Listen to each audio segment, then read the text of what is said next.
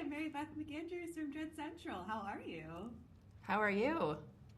I'm so excited and good. My first question for you, for both of you actually, but so Lisa Frankenstein, highly anticipated for me. It's weird girl cinema at its finest. It's like a weird girl anthem. So I would love to know for any like weird girls out there who love this movie, like what piece of advice would you give them to just continue being themselves? And Zelda, I'd love to start with you. Well, I mean, especially at the age that Lisa is, I think so much of what the pressure for women can be is a societal one, and that's so hard to understand the scope of when you're that age. So when people do have those conversations about like it gets better, better's not necessarily the word I would use, but it becomes more understandable as you get older. So there is that thing of like, patience, and you will get to a place where this won't matter as much to you at a certain point. Yeah, and I would say as a Gen X weird girl who's been weirding for a very long time now, I guess my advice would be that like, yeah, you can actually remain your authentic self and continue in the world, and it's going to be okay.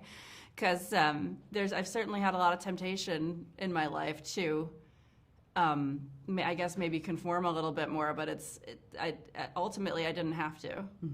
So. Oh, yeah. So far. I wish I had this movie when I was in high school, I swear. I just like love that this exists for people around Lisa's age now. But my other question is the production design in this film is absolutely incredible. And I would love to know, again, for each of you, starting with Zelda, what's your favorite like horror creepy Easter egg? Because there's so many going on in the background. So I want to know what your there's a lot of them in this. Yeah.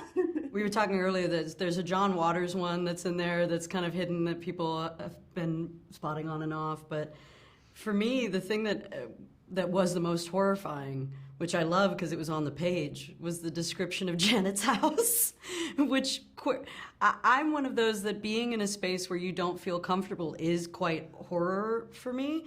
So all the sea foam and like the couches that she wouldn't have wanted you to sit on and like that kind of thing it was wild to get to make that. And you wrote it. It was there.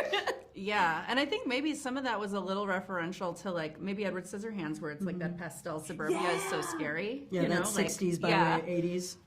But for me, reference-wise, this isn't necessarily horror, but there's a little nod to Rocky Horror Picture Show in there, where she. I know. I don't need to tell you. We all laughed.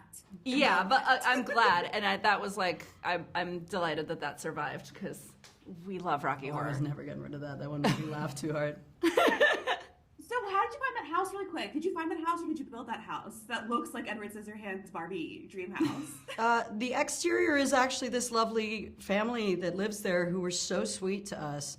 And it was that color already, so we didn't have to even repaint it.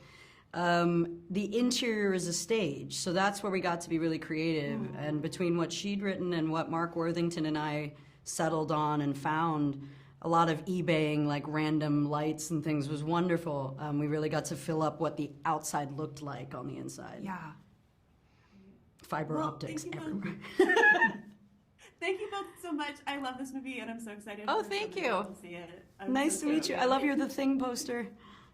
Thank you so much. You're welcome. Have a lovely rest of your day. Bye.